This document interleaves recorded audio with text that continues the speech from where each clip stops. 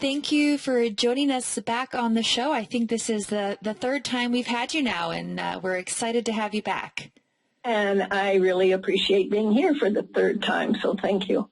Today we are going to zoom in and talk about understanding how and why the in it moment must be stopped. So maybe a good place to start is having you tell us what that in it moment is and how we can stop falling into it. That in it moment is the place where I find that every client, almost every clients that come in here as a couple are stuck. And they've been in it for a while, which means that they have been at a stalemate. So they're trying to have their partner hear what they're saying and understand what they're trying to say. But the in it moment devolves into arguing who's right, who's wrong, what happened, what didn't happen. And it takes off on a tangent that is never, ever going to be heard or listened to or cared about on both partners, based on both partners' feelings. They each need to be heard and understood in that moment and screaming. Whether it be silent and somebody has shut down, whether it be someone is walking away, whether they are yelling and screaming at each other, whether they're bickering, whether they're fighting, physically fighting. They both are attempting to exist for the other in that moment in time. But they're doing it in a way that is impossible for the other to listen to care about, to have empathy for. So it's the emotional, it's the moment of the emotional reactions, whatever they are, is what I call the in it moment. It seems like sometimes the in it moment, and we're talking about these conflicts, and a lot of times they're recurring, and we're going to talk about how we can prevent them. But I feel like in these in it moments that recur, you end up arguing like about the argument. You talked about recalling events. It's like everyone has their side of the story, and you have like your initial disagreement, but then in the argument, you begin to argue about things you said during the argument. Does that make sense? Totally. And that's where the tangent is, because they are wanting to be right and not wrong. It's a very concrete interchange right there, or interaction. No one wants to be wrong. Everyone wants to be right. So now they are fighting about who's right and who's wrong. And there is no way then to get back to the issue. I just want to be heard and understood and cared about. Both partners do. They each have their perspective, and they each saw a single event in a very different way, saw and experienced an event between them in a very different way. And I can give you an example of that. Will that work now? Yes, you guys? Please. Thank you. Okay. So my partner and I, very happy. We were having a good time. Whatever was going on was going on. We were laughing, walked into some place where I bought something and received some change. In that moment, I handed that change to my partner and said, here's 78 cents. You need this. And all of a sudden, my partner was livid that I was just kind of, I was stunned beyond belief. I had no idea what happened. Now, the next thing is, and I didn't have the capacity to ask what happened at that time. I was so hurt. Just having fun. I said to my partner that, had you done the same thing, given me 78 cents, I'd have kept on laughing and put it in my pocket and not had any thoughts about it or feelings about it at all. So because I wasn't in a position to ask my partner about what happened, because I didn't know how to have a two-person relationship at the time, then I spent the next 2 days in my head trying to figure out what I'd done.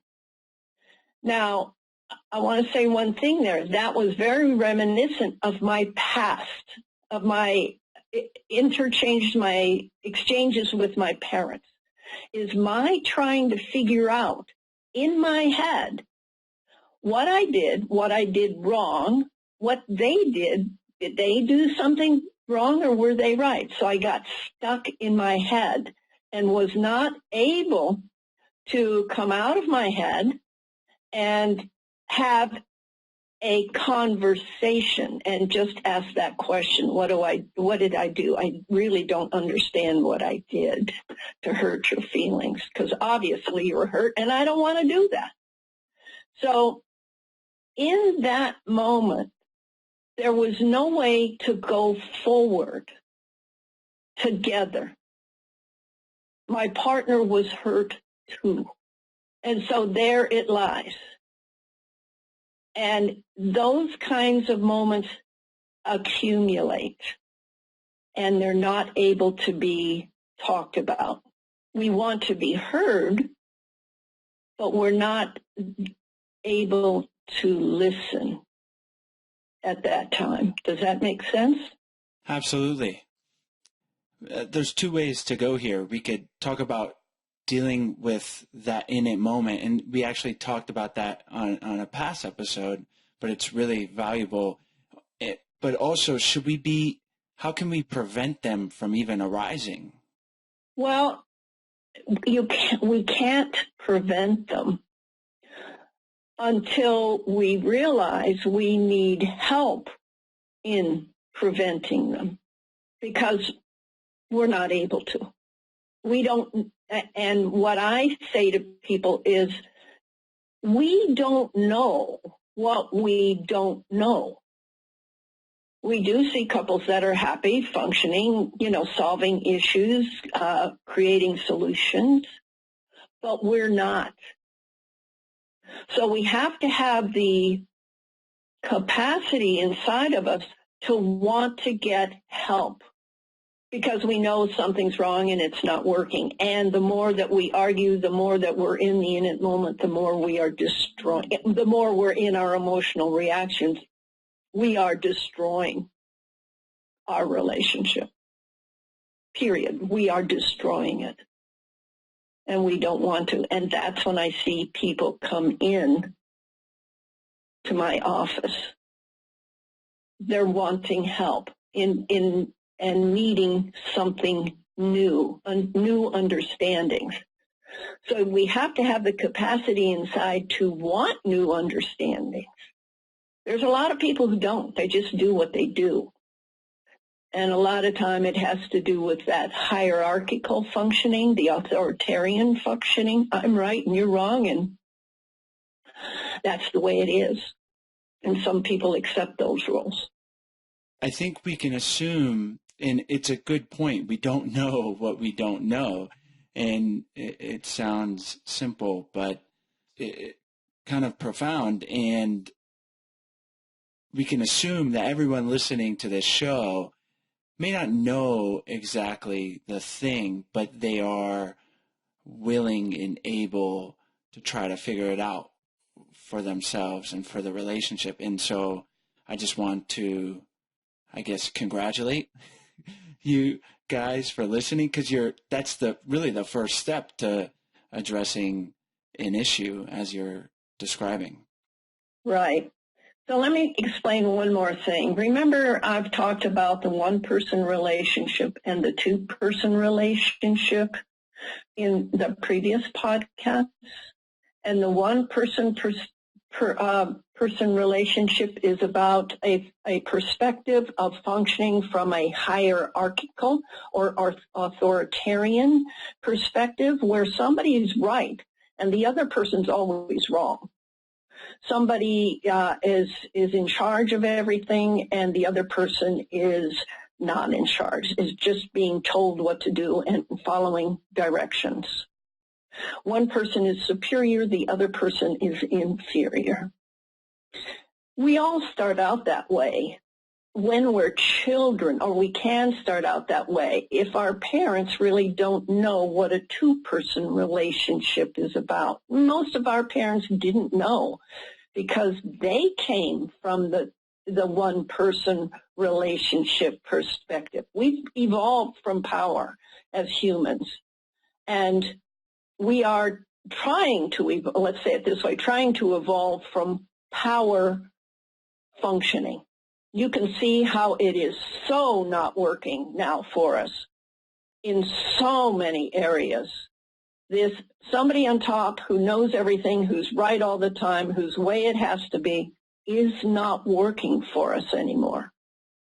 And so we have the opportunity now to begin to find out about two-person relationship if we have the capacity. For in the one-person relationship, solutions come from the outside of us. This is what happens when we're children, and we need the solutions to come from outside of us because we're little, we're dependent, we're needy, we have needs. But if we have a parent who doesn't really particularly care about their child's needs, then that child will do everything in their power to try to survive, and survive in a way of doing whatever they need to do to get from the outside. So as long as that perspective, and that's in our neurons, that's in our early neurons, that's in our emotional brain, is we have to figure out what we need to get from the outside of us. We didn't have the opportunity to get what we needed on the inside, which was a parent's understanding about a two-person relationship is they have to exist and we have to exist in the same moment in time. Now, this is a big, complex perspective. A lot of people don't have it. So that means when two people exist at the same time, the only way us humans can do that is by holding the other person in our mind at the same time that I hold my needs and feelings, I'm holding their needs and feelings. And the only way I can do that is in my mind. If I don't have it in my mind, then it's a one-person functioning. It's either my way or it's your way. Does that make sense? It does. And for people who are listening who maybe grew up with that one-person relationship and maybe they've taken that into their own relationship, how do they start the process of making that, I guess you could say, internal change of that way of thinking? Well, hopefully they've had enough of a good enough relationship with their parents that the parents didn't need to be perfect. They didn't even need to know about it. But if there's enough support, structure, caring, that the couple comes in believing that there must be something more here. Again, back to what we don't know yet. But if it's been a very traumatic childhood for probably both partners in a one-person relationship, it's been very traumatic, they don't know about it. This is the only way they know how to function. So they're kind of stuck. So we've had to have a good enough parenting that isn't necessarily two-person focused, but it's enough for us to then know we need to do something else. And so that's why people are coming into therapy more now. People aren't looking at therapy as, well, you're crazy. Some people do, but most people are coming into therapy in order to get help. They believe there is a solution to that impasse between them. So that's the first step, is almost from the very beginning, is if you begin fighting or arguing or leaving, walking out or shutting down, or those are cues that you're not being heard and valued. Probably your partner isn't either. So let's go get some help. If we can know that and go get help sooner and realize that we're functioning from very young emotional immaturity, because we're just acting out. We're yelling, we're screaming, we're walking out, we're, doing stupid things. We're in our heads, we're fantasizing, we're getting anxious and depressed, all that kind of stuff. Those are cues that something's not going well for us. So if we could begin to use that as, oh, I need some help here. We need some help here. And we're in a relationship that is struggling to be either you or me. You get your way or I get my way. That's not going to work. And besides that, it's not even a relationship, at least in my book. It's a connection, but it's not a relationship. So two people really need to have the awareness, knowledge, understanding. I think it's like, when we started realizing that cigarettes cause cancer and it went up on billboards, it's almost like we need to do that. Like, you can have a good relationship. Come in and get some help and know something new about how to be in a good relationship. So we need a good advertising campaign. Hopefully this podcast can be kind of an advertising campaign, but it's a bit preconditioned to people that already want to work on their relationships. Well, I want to thank you right here because your podcasts are an advertising campaign. People have called me I've had a call from Britain, I've had a call from Australia. They are listening to your podcast. A woman came in the other day and said, I have listened to every one of your podcasts on my website. Oh, wow. And so, yes, you guys are doing such a good job, and I really appreciate you all and your phenomenal idea about gathering this information. Thank you. We're just kind of the outlet. If it wasn't for people like you and other therapists that are willing to come on the show, we wouldn't have the show. So really, it's thanks to you all. Oh, right. Well, it's really a two-person relationship here that we have. It works for both of us, and it works for others as well. So, again, I appreciate your work truly. So, I know you probably want to go to the two-person relating, and I can begin to speak about that if you'd like. Yes, please. Okay, so you have to know that the couple has to know that they aren't able to solve their issue, and there is a way to have a two-person relationship. It's not that concept isn't even in their heads. They don't know what they don't know. So they only know what's happened to them from the past. And it was about a one-person relationship in that way. So had we had a two-person relating with our parents, what we'd have had inside of this would be very different. We'd have a different neurological structure.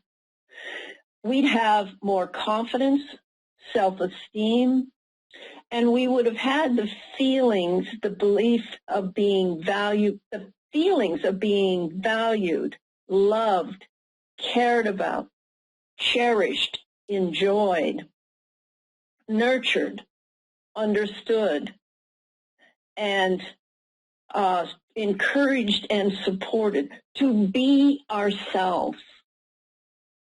So we wouldn't have been controlled, because in that controlling situation, only one person can exist.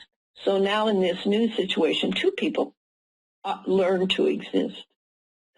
So when two people come into my office, what I want is them to become an us.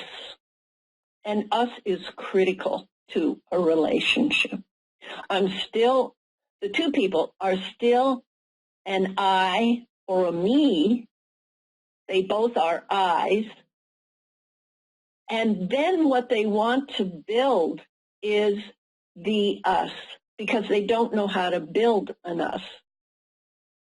And that's going to take their coming away and realizing that their emotional reactions are destroying their love. Emotional reactions destroy love. Negative emotional reactions destroy love. So that, for me, is the first thing that must begin to happen, is that have that understanding that each person in the relationship is responsible for stopping their own emotional reactions. Now, this is really hard to do. And it's really hard to do because we so want to be heard by the person who loves us. It would be the first time if the person that we love wants to hear us and understand us and care about us in what we need and want. Because it didn't happen back with our parents. No blame, no judgment, because it didn't happen for our parents either. So we're really talking about a big structural change. And it's hard for people. I know the Imago therapists have a very specific set, structured interaction, which helps the couple to begin to empathize. First of all, hear, and second of all, empathize and see things from their partner's viewpoint and experience. But that takes some work because those emotional reactions have to stop. And those are reflexive because they're early emotional neurons, because we were emotional people back then. We were emotional children. So we're having to stop something that's very reflexive in us when we feel like we don't exist for someone we love. It's huge. Can you feel that? Can you feel that experience? Absolutely. We just want to be heard and feel like our partner is validating our feelings, whether or not ultimately we're right. That's not really what's important at all. It's feeling heard. Let's take a break to talk about today's sponsors. Today's episode is brought to you by Feels. As many of you know, Chase and I try to live a very healthy and active lifestyle. We are always trying to live our best life. And recently, I've had a really hard time falling asleep at night. It would take me about 30 minutes to at least just to fall asleep. So I started searching for a natural alternative to help me fall asleep faster. And that's when I discovered Feels. Feels is premium CBD delivered straight to your door, and it is a natural way to help reduce stress, anxiety, and sleeplessness. And there's no high, hangover, or addiction. And it's pretty incredible how fast I saw results. About an hour before bed, I put a few drops under my tongue, and since then I've been falling asleep within 10 to 15 minutes. So I am super happy with that. There are tons of other CBD products out there, but I haven't found anything that compares to the quality that Feels offers, from their sourcing to their extraction process to their formulation. Everything is pure, all natural, and organic. So no toxins, no chemicals, no crap added that you don't know what is in there. And you can even scan the QR code on your Feels product and check the third-party lab tests that shows exactly what is in your CBD and the quality of it, which is really, really cool. Join the Feels community and get your CBD delivered to your door every month. You'll save money on every order, and you can pause or cancel at any time. So become a member today by going to feels.com/ido and get 50% off your first order with free shipping. That's Feels, FEALS.com/ido to become a member and get 50% automatically taken off your first order with free shipping. That's feels.com/ido. Today's episode is brought to you by Native. Native creates safe, simple, effective deodorants that smell amazing, like really good, and they actually work. Chase and I can definitely vouch for its effectiveness, since we live in a hot and humid climate that requires us to have deodorant that really works. Yes, and I cannot smell myself today. I just smell nice native coconut deodorant. It smells so good. And not only will you smell good, but their formula contains simple ingredients that you can understand, so you know everything that's in your deodorant. Native is aluminum free, so it's safe and effective. Native comes in a wide variety of enticing scents for men and women. Plus, they release new limited edition seasonal scents throughout the year. Native risk-free with free returns and exchanges in the U.S. For 20% off your first purchase, visit nativedeodorant.com and use promo code IDO during checkout.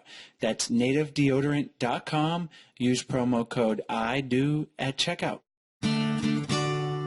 Right. Yes. And both partners want to be heard.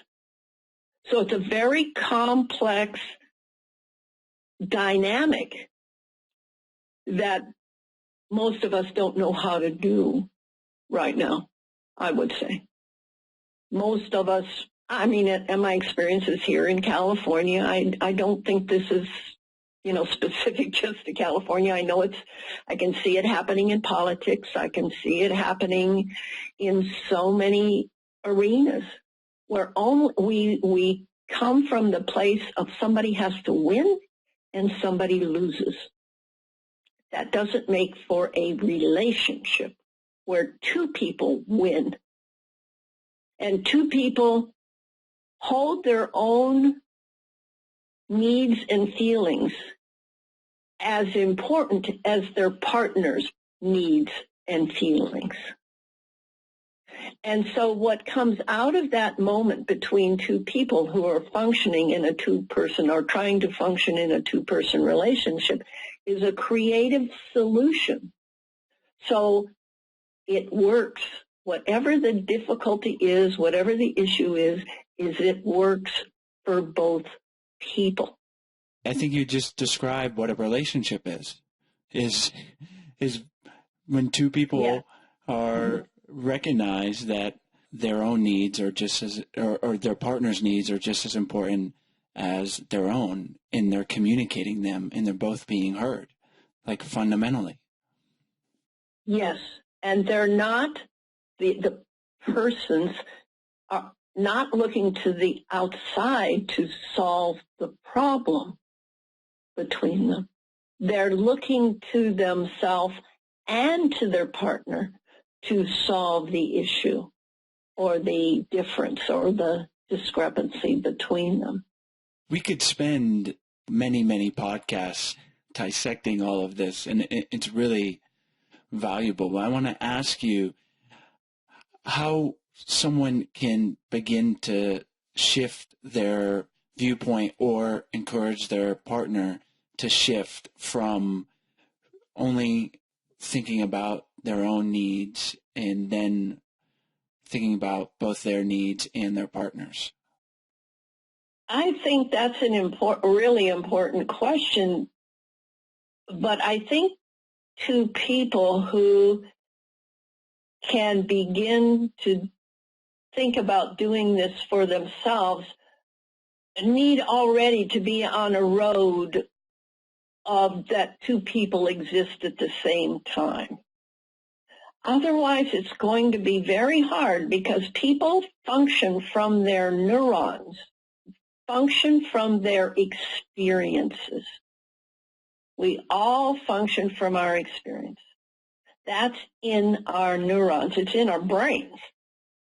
And that's what has to change. So I have plenty of people walk into my office as an individual and say, my partner won't come in with me. And I would have to say, if your partner is not going to come in with you, there is no way that your relationship is going to work. That is the first step in understanding or believing that there's something that I don't know that needs to be done, and I want to find out what that is. If your partner is not on board with that, it's not going to happen. So they're still in that position of being either me or you, and their partner has chosen themselves. What are some things someone could say to a partner who's not willing to come in to encourage them to see a different view that involves them getting into the office? Well, it's interesting because if that person would make that request, the line in the sand, then it might be possible that then that person who's made the line in the sand says, I need you to come into therapy with me. Otherwise, I'm leaving. Now, that's going to take a lot for that person to even say, because they don't know what they don't know yet. They just know that they need help. But if a person will not come in, and I will tell that person that, it's highly likely that their relationship will not work for that person that's sitting there. And, that's what might happen. If the partner comes in, now this is what I say then, in order for them to begin to understand about two-person relating, is I have a couch in front of my chair and both people sit on the couch. And generally when two people come in, they're sitting apart. They're not cozy. And that's because they're unhappy. So what I say to them, all right, and I am getting better at helping people recognize when it's not working, because it isn't that I can just say it's not working. They have to see how it's not working. But what I say to people is, you both are sitting on my couch. Do you see that space between you? And they look, and yeah, there's a space between them. I said, that's what you must begin to build with each other.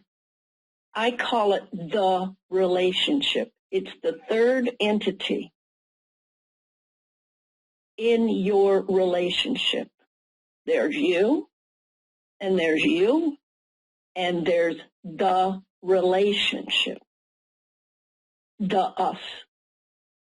That's what you begin to build, that you can trust. That the two of you have the kind of relationship where you both will listen and consider each other's needs and feelings at the same moment in time. But that skill, those skills, have to be built. You don't know how to do them. A relationship isn't magic or automatic, and most people think they are.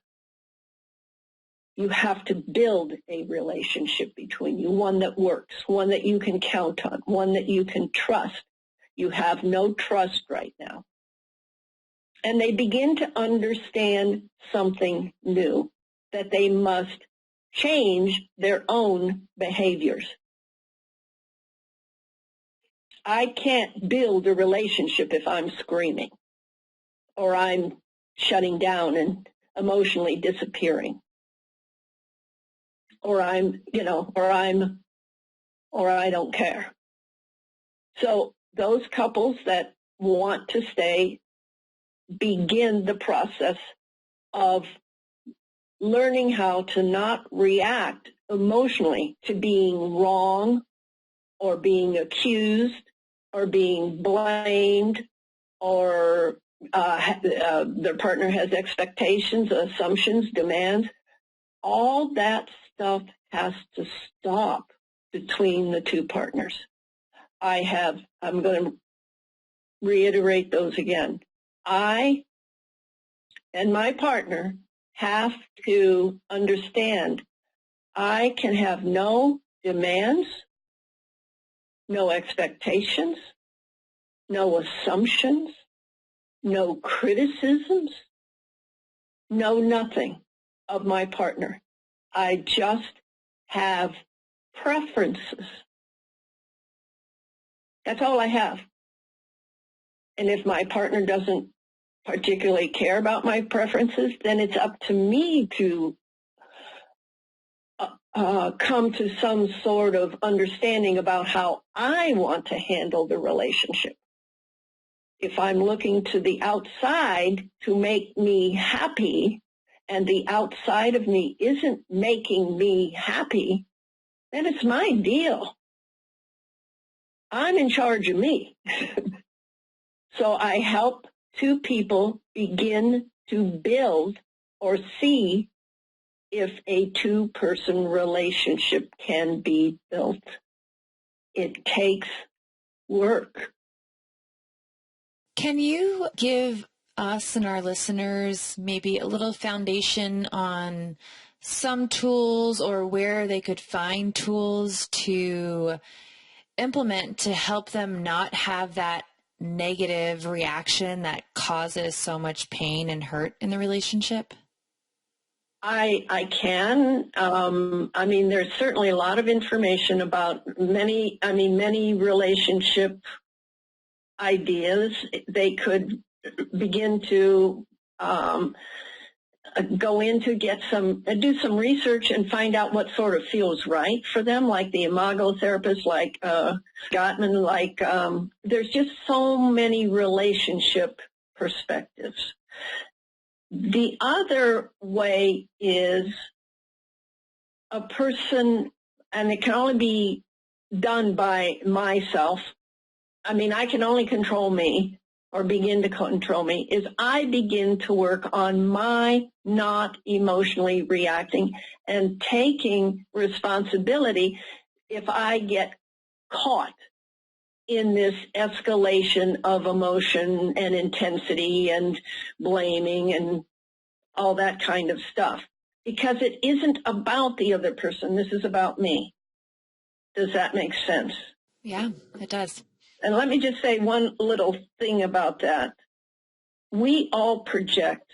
I have people that sit in here and say that I feel that you are, and then they'll say whatever they're doing. We can never know what somebody else is doing to me, except by asking them. But we humans, or we Americans, tend to say, well, you make me feel, or you're doing this to me. No, we are experiencing what's happened on the outside of us in the way that we experience what happens on the outside of us. That's about us. So we can't tell somebody else what's happening. So many people will start the conversation, again, as I said a moment ago, I feel like, and boy, those words for me is, I feel like, well, you're telling me a lot about your neural structure, your experiences. Because I can say, I feel like, Chase, you're doing this, like you're treating me like, you don't care about me. And you will say, I care. No, I really, wait, I care. And I say, no, you don't. And you say, yes, you do. And we're stuck. I can't say that you don't care. I might be able to say, you don't care in the way I want you to care, because you might really care about me. So we're getting mixed up in this emotional immaturity, again, of blaming, of accusing, of demanding, of criticizing. We're always looking to the outside to blame them about what's happening to me. That isn't going to work for a relationship. Little kids do that all the time. You hit me. You did that. You did this. And runs to mom. And we're doing the same thing in a way. So emotionally, many of us are very immature. I think it takes help for us to begin to comprehend and begin to be patient, begin to not take it on what somebody else's emotion, how they're reacting, not, make it be, well, I should have, and why didn't I, and it's my fault, and all this kind of stuff. It's very complicated. And that's why I suggest that people get some help from a good therapist as to how to become patient, how to listen, how to not interrupt, how now to rebut everything that their partner is saying, and learning about what is projection. That takes a while. None of this is easy. It isn't an easy solution because this is in our neurons. Well, you said it is complicated and it's not easy. And Sarah and I are in it, have been in it, and it's work worth doing for the relationship and for yourself. And you said earlier, you don't know what you don't know.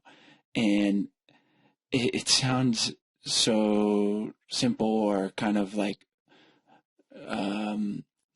obtruse, like what the heck does that mean? But I think the way you find these things out is you expose yourself to new ideas, you go to therapy, you listen to podcasts, and then you're going to know something new.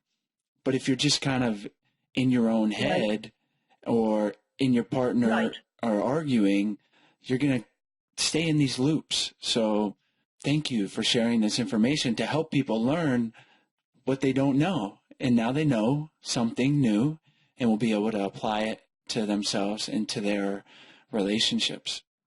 Right. Do we have a couple more minutes, or are we there? No, please share. Okay, the last thing then what I'm beginning to understand and learning in my own practice is I have to have people begin to make promises to themselves. So I'm going to read the list of promises that I want people to make to begin this relationship, two-person relationship discovery. So, number one, I promise to stop my own emotional reaction, my own emotional reactions. My own emotional reactions are my responsibility. Number two, I promise to stop my need to win, to be right. 3, I promise to stop my need to blame you. 4, I promise to deal with my own needs for you to change for me. This is for me the beginning of self-awareness. Why am I acting like I'm acting. And rather than an answer coming out of their heads, it's coming out of their feelings because it's so related to their early neurons, their early experience. And a lot of time memories will come up when people, instead of looking to the outside to work, begin to look on my inside with the why question.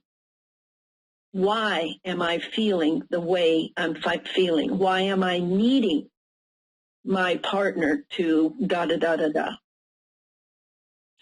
Number 5, I promise to verbalize my preferences and include myself in the solution of us. Next one, I promise to not use our signal. Remember, we talked about the signal before because a lot of people, they really begin to use their signals as power plays, as a power play to just stop you from talking. I'll read that again. I promise to not use our signal, like a word or the peace sign or something that you both have committed to try to begin to stop your emotional reactions. I promise to not use our signal as a power play to just stop you from talking.